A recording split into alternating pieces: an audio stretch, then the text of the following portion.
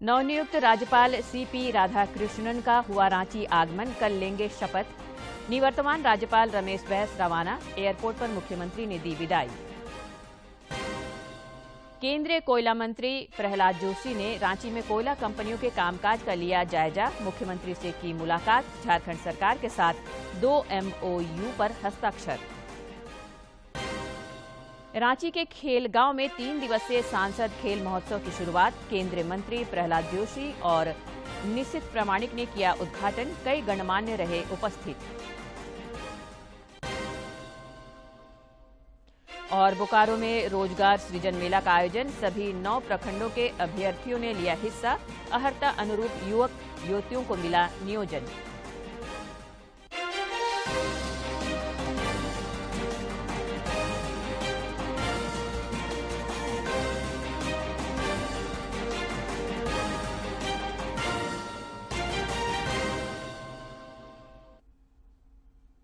राज्य के नवनियुक्त राज्यपाल सीपी राधाकृष्णन आज सेवा विमान से रांची पहुंचे, जहां एयरपोर्ट पर उनका गर्मजोशी से स्वागत हुआ। नए राज्यपाल कल शपथ लेंगे। झारखंड उच्च न्यायालय के कार्यवाहक न्यायाधीश अपरेश कुमार सिंह राजभवन में एक सादे समारोह में उन्हें राज्यपाल पद की शपथ दिलाएंगे। वे राज्य के 11वें राज्यपाल होंगे। नए राज्यपाल के शपथ ग्रहण में केंद्रीय सूचना और प्रसारण राज्य मंत्री एल मुरुगन भी शामिल होंगे।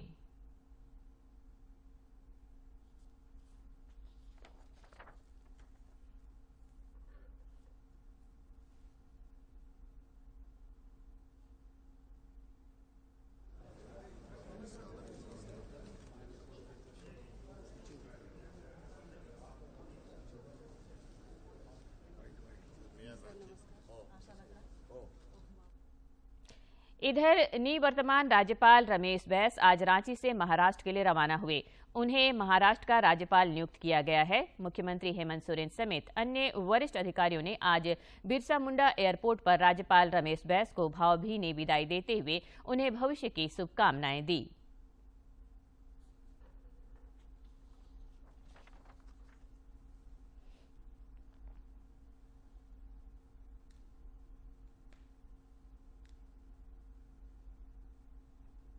झारखंड दौरे के क्रम में केंद्रीय कोयला एवं खान मंत्री प्रहलाद जोशी ने आज मुख्यमंत्री हेमंत सोरेन से झारखंड मंत्रालय में मुलाकात की। इस दौरान दोनों के बीच कोयला और खान क्षेत्रों को लेकर कुछ देर बातचीत हुई।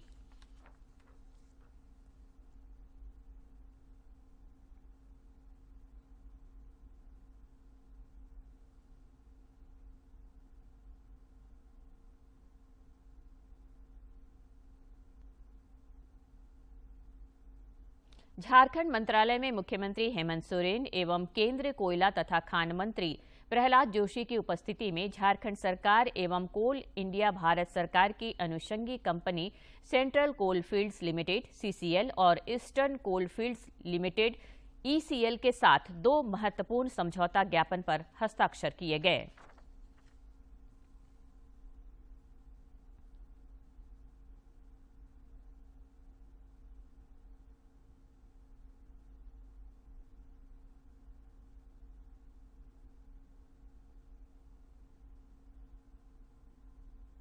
केंद्रीय कोयला मंत्री ने रांची में CCL, ECL, BCCL और CMPDI के CMD एवं अन्य वरिष्ठ अधिकारियों के साथ इन कंपनियों के कामकाज की उच्च स्तरीय समीक्षा की।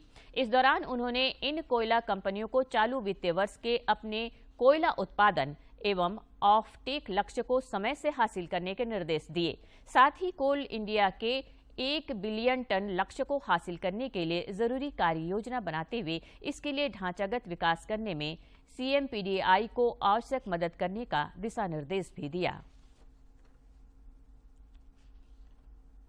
केंद्रीय कोयला मंत्री ने रांची के CCL गांधीनगर कॉलोनी में अत्याधुनिक सुविधाओं से लैस अधिकारी हॉस्टल और सिक्योरिटी बैरक का भी उद्घाटन किया। उन्होंने कहा कि इससे CISF जवानों और कर्मचारियों को सुविधा होगी। इस मौके पर सांसद संजय सेठ, विधायक CP सिंह, विधायक समरीलाल, CCL के वरिष्ठ अधिकारी मौजूद थे। गौरतलब है कि इस नवनिर्मित हॉस्टल में 40 लोग रह सकते हैं। इसी तरह सिक्योरिटी बैरक में 90 जवानों के रहने की व्यवस्था की गई है।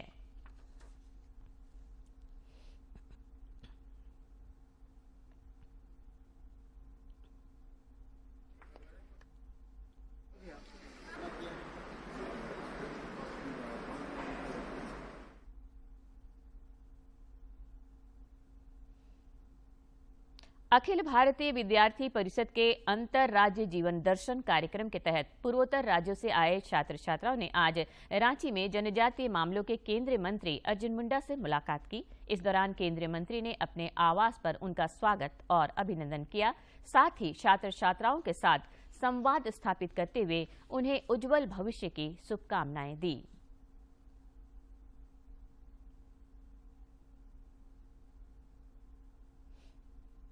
रांची में आगामी 2 और 3 मार्च को G20 शिखर सम्मेलन के तहत कार्य समूह की बैठक प्रस्तावित है।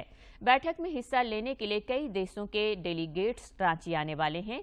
डेलीगेट्स को सहयोग प्रदान करने के लिए लाइजन अधिकारी उनके साथ रहेंगे। रांची में G20 शिखर सम्मेलन के मद्देनजर इन प्रतिनियुक्त लाइजन अधिकारियों की ब्रीफिंग की गई है तथा उन्हें आवश्यक जानकारी दी गई। मौके पर उपस्थित रांची उपायुक्त राहुल सिन्हा ने कहा कि G20 शिखर सम्मेलन का झारखंड में होना गर्व की बात है। इसके सफल संचालन के लिए सभी संबंधित अधिकारियों की सहभागिता अपेक्षित है।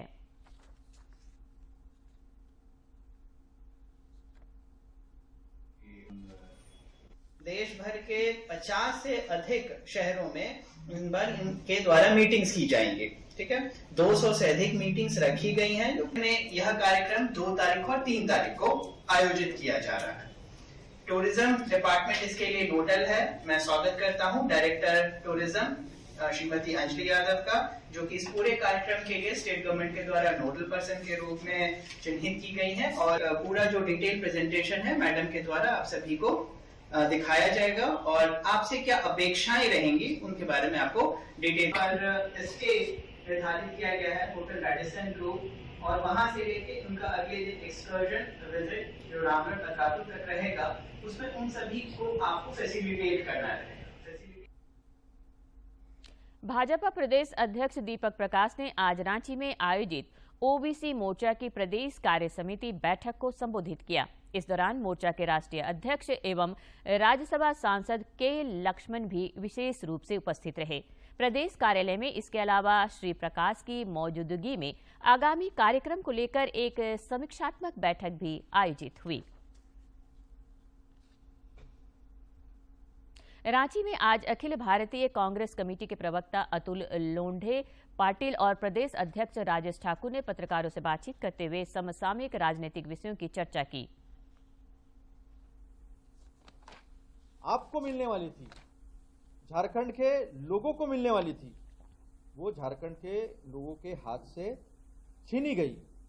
नहीं, ठीक बात है। हम लोग तो मांग करते ही आए हैं कि यहाँ बिजली मिलना चाहिए। यहाँ से बिजली बांग्लादेश जाएगा और झारखंड के लोगों को नहीं मिलेगा, ये कहाँ की बात है। रामगढ़ विधानसभा उपचुनाव को लेकर प्रचार और जनसंपर्क अभियान तेज हो गया है। सभी प्रत्याशी और राजनीतिक दलों के नेता मतदाताओं को लुभाने का प्रयास कर रहे हैं। आज भी कई नेताओं ने चुनाव प्रचार किया और लोगों से समर्थन मांगा। उपचुनाव के सिलसिले में आगामी 27 फरवरी को मतदान होगा, जबकि 2 मार्च को मतगणना कराई जाएगी।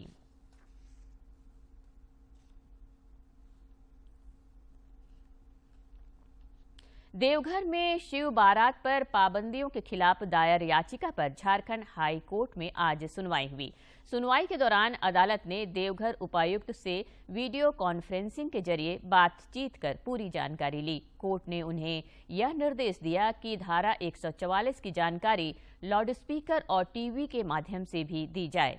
दोनों पक्षों को सुनने के बाद कोर्ट ने देवघर जिला प्रशासन के आदेश को सही ठहराते हुए कहा कि बारात निकलने के दौरान आम लोगों को परेशानी न हो, इसका पूरा ध्यान रखा जाए।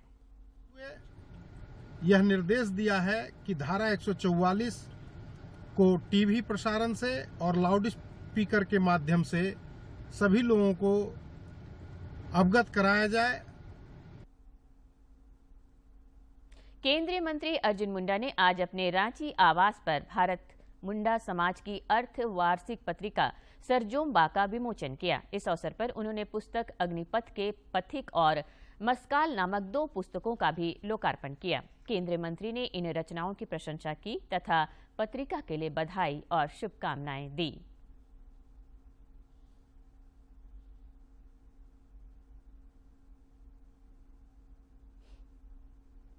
रांची के खेलगांव में आज से 3 दिवसीय सांसद खेल महोत्सव शुरू हो गया। उद्घाटन समारोह के मौके पर केंद्रीय कोयला मंत्री प्रहलाद जोशी और केंद्रीय खेल राज्य मंत्री निशित प्रामाणिक विशेष रूप से मौजूद रहे।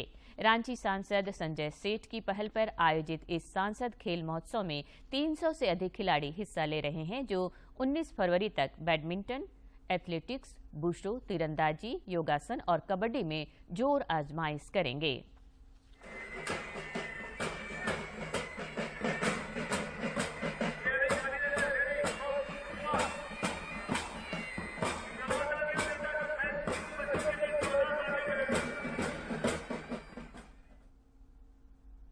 खूंटी में आगामी 19 से 26 मार्च तक ईस्ट जोन जूनियर राष्ट्रीय महिला एवं पुरुष हॉकी चैंपियनशिप का आयोजन होगा।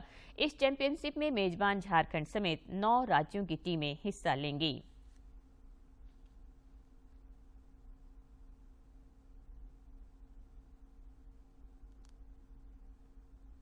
दिल्ली में खेले जा रहे बॉर्डर गावस्कर ट्रॉफी के दूसरे टेस्ट मैच में ऑस्ट्रेलिया की पहली पारी आज 263 रनों पर सिमट गई। जवाब में भारत ने बिना नुकसान के 21 रन बना लिए हैं। पहले दिन का खेल समाप्त होने तक रोहित शर्मा 13 और केएल राहुल 4 रन बनाकर नाबाद हैं।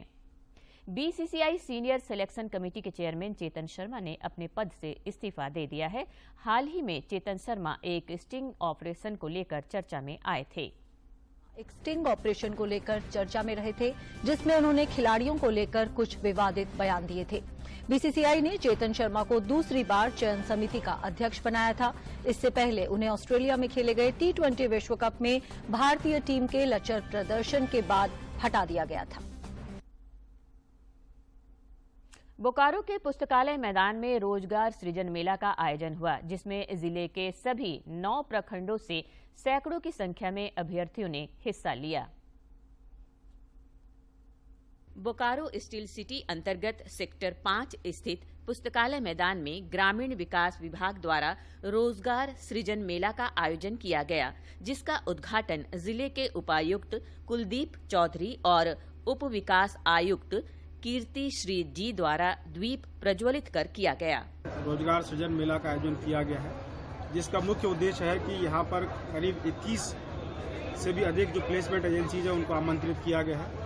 उनके सभी के विभिन्न स्टॉल्स लगाए गए हैं। यहाँ पर जो लोग हैं, जो अभ्यर्थी है, वो अपना आवेदन देंगे और उनकी योग्यताओं को मैच करते हुए कंपनी के जो प्रतिनिधि हैं उनको प्लेसमेंट देने, ऑफर लेटर देने का कार्य करेंगे। और सुबह से जब से मेला आयोजित हुआ है, आप लोग देख सकते हैं करीब हजारों की संख्या में यहाँ पर काफी उम्मीदवार उपस्थित हुए। रोजगार सृजन मेला में जिले के सभी 9 प्रखंडों से सैकड़ों की संख्या में अभ्यर्थियों ने हिस्सा लिया। इस दौरान अर्हता अनुरूप स्थानीय युवक युवतियों को रोजगार मुहैया कराया गया।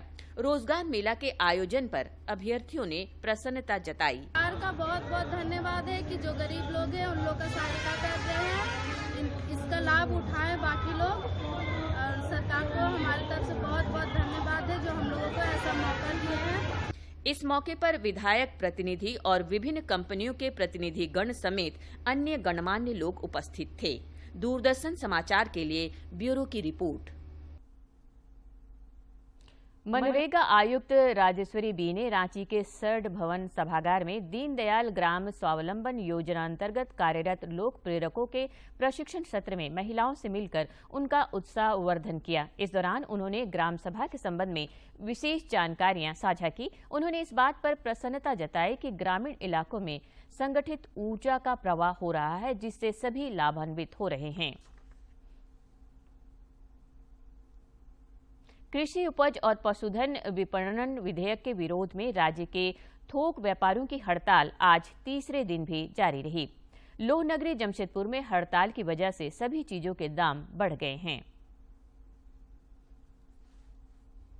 त्योहारी सीजन में फल और अन्य खाद्य सामग्रियों के मूल्य में थोड़ा इजाफा होना आम बात है, लेकिन इस बार कृषि शुल्क विधेयक के विरोध में व्यापारियों की हड़ताल की वजह से लौह नगरी जमशेदपुर में ग्राहकों को महंगाई की दोहरी मार झेलनी पड़ रही है। तो वहाँ भी बंदी का बहुत ज्यादा असर है, परेशान हो रहे लोग।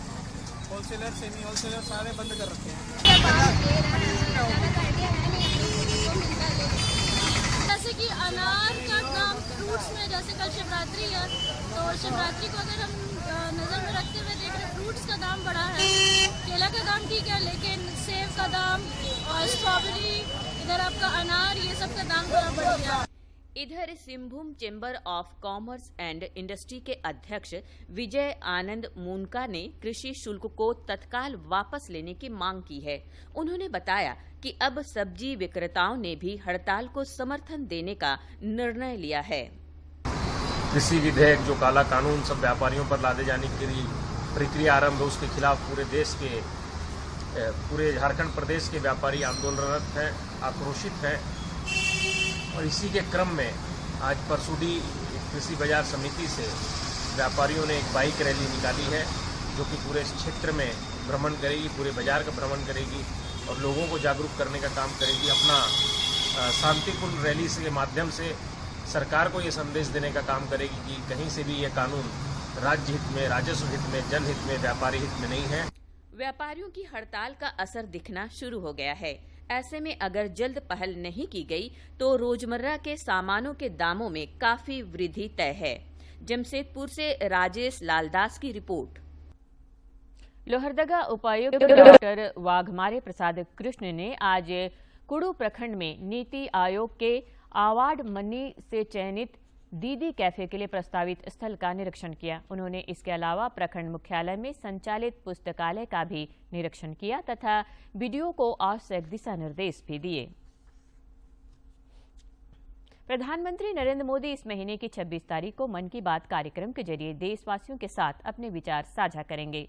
प्रधानमंत्री ने इस कार्यक्रम के लिए लोगों से अपने सुझाव भी देने का आग्रह किया है।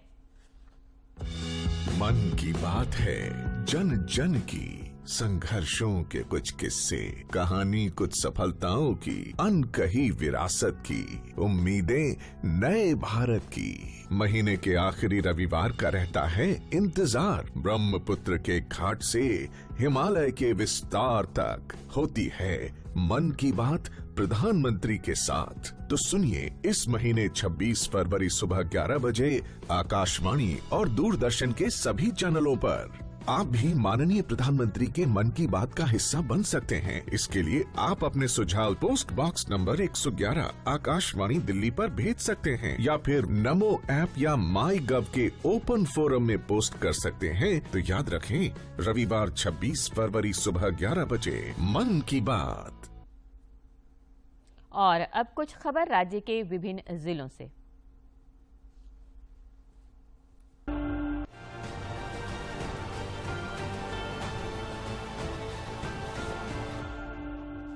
महाशिवरात्रि और शिव बारात को लेकर देवघर बाबा नगरी में सभी तैयारियां पूरी कर ली गई हैं।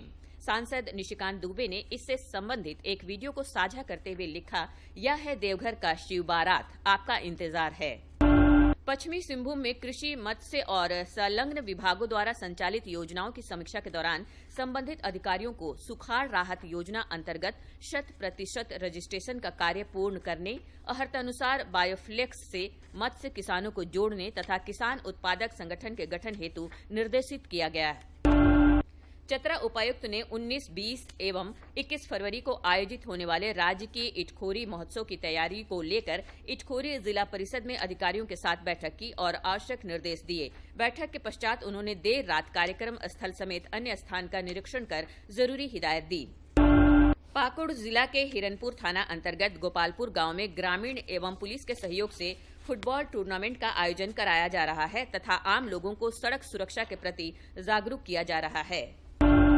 कोडरमा उपायुक्त ने अपने कार्यालय प्रकोष्ठ में DMFT प्रबंधकीय समिति का बैठक आयोजित कर संबंधित अधिकारियों को कई दिशा निर्देश दिया।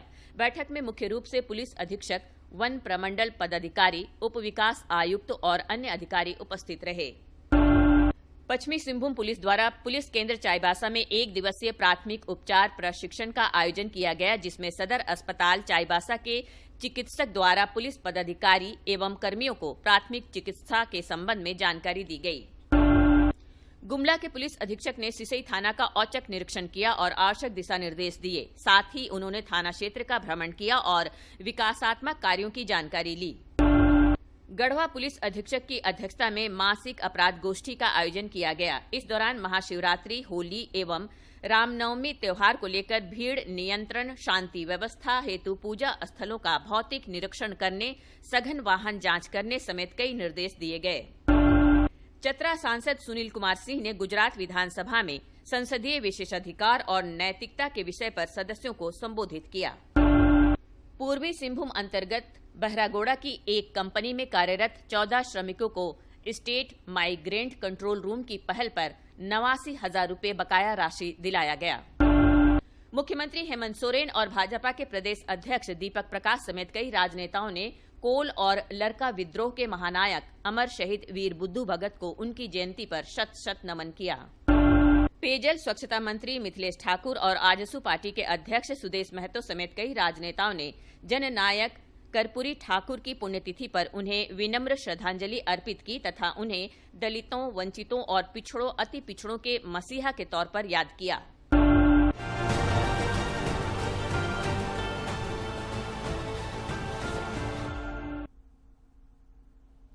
राज्य के न्यूनतम तापमान में लगातार इजाफा होता दिख रहा है, जिससे ठंड में काफी कमी आ गई है। राज्य के सभी जिलों में न्यूनतम तापमान अब 10 डिग्री सेल्सियस से अधिक हो गया है। पिछले 24 घंटे के दौरान चाईबासा का अधिकतम तापमान 30.4 डिग्री सेल्सियस रिकॉर्ड किया गया, जबकि गढ़वा में 10.7 डिग्री दर्ज किया गया।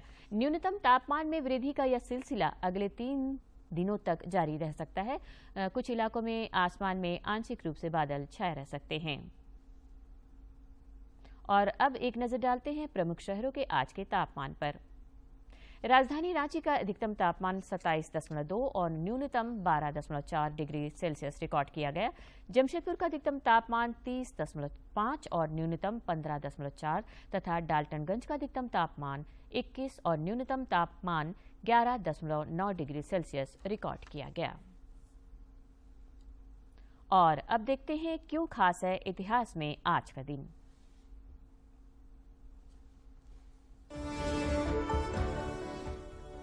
17 फरवरी साल 1792 को बुद्धू भगत का जन्म आज के झारखंड में रांची के चारों में हुआ। भगत एक महान स्वतंत्रता सेनानी थे। इन्होंने साल 1832 में लरका विद्रोह का नेतृत्व किया था। बुद्धू भगत एक कुशल संगठनकर्ता भी थे। इन्होंने सिल्ली, चौरैया, पिठौरिया, लोहदरगा और पलामू में लोगों को संगठित किया था।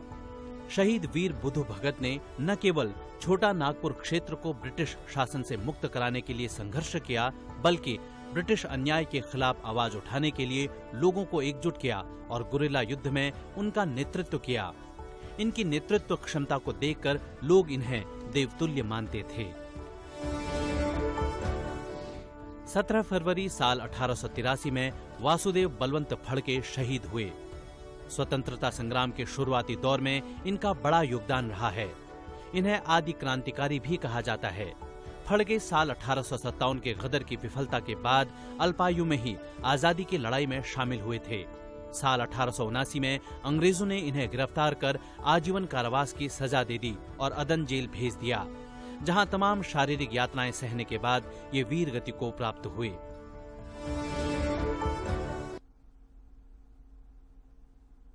केंद्र सरकार नागरिकों के बेहतर स्वास्थ्य के लिए पारंपरिक और आधुनिक चिकित्सा पद्धतियों पर जोर दे रही है। दिल्ली के सफदरजंग अस्पताल में एकीकृत चिकित्सा केंद्र की शुरुआत की गई है।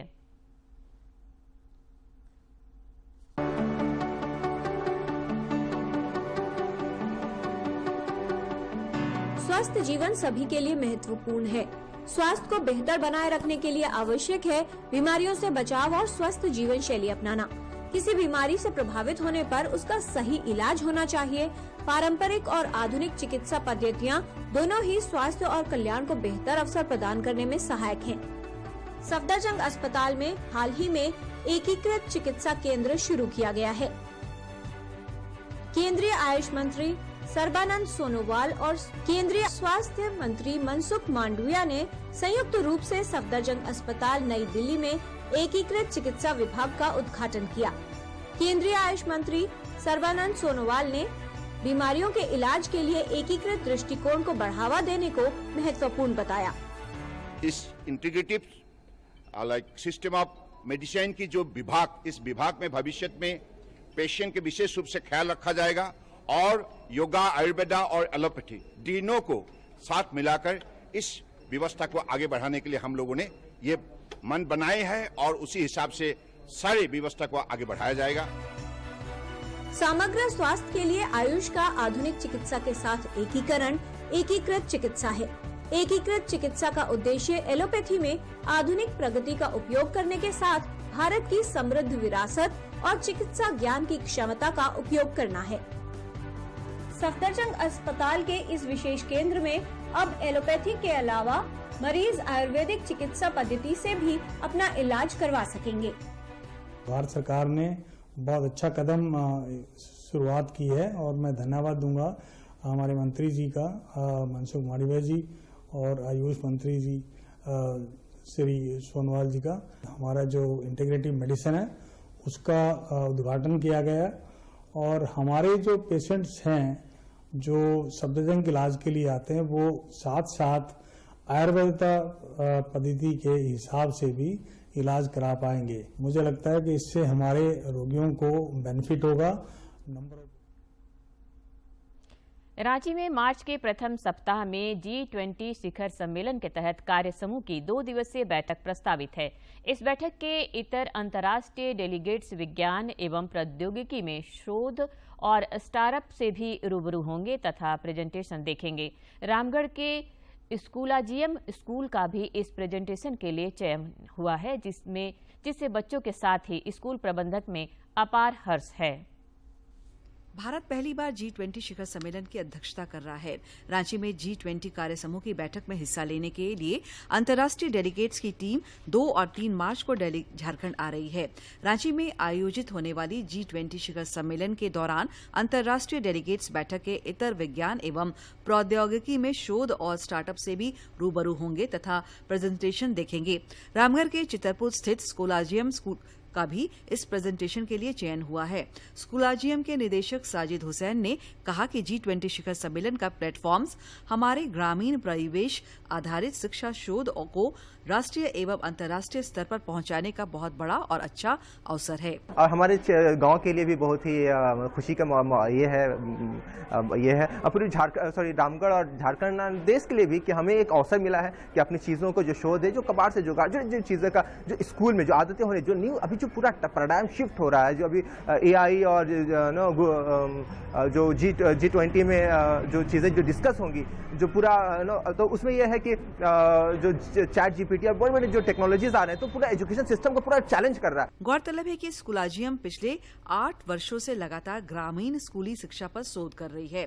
अंतर्राष्ट्रीय डेलीगेट्स के समक्ष इस प्रदर्शनी में स्कूलाजियम बिना खर्च के या यूं कहें कबाड़ से जुगाड़ शिक्षण सामग्री के शोध को प्रदर्शित करेगी। इधर स्कूल के प्रिंसिपल जितेंद्र कुमार सिंह ने बताया कि स्कूलाजियम में कबाड़ से जुगाड़ मूल मंत्र पर साल 2015 से ही नवाचार पर काम हो रहा है। हमारे बच्चे जो आपके द्वारा फेंके हुए सामान है उससे कुछ नवाचार करते हैं, नई चीज़ों को प्रस्तुत करते हैं और इतना ही नहीं, हमारे चीज़ों को, हमारे मॉडल्स को विभिन्न स्कूलों में ने स्वीकार किया है, उससे बच्चों को पढ़ाते हैं। ये हमारे लिए गर्व का। और अंत में मुख्य समाचार एक बार फिर। नवनियुक्त राज्यपाल CP राधाकृष्णन का हुआ रांची आगमन, कल लेंगे शपथ। निवर्तमान राज्यपाल रमेश बैस रवाना, एयरपोर्ट पर मुख्यमंत्री ने दी विदाई। केंद्रीय कोयला मंत्री प्रहलाद जोशी ने रांची में कोयला कंपनियों के कामकाज का लिया जायजा।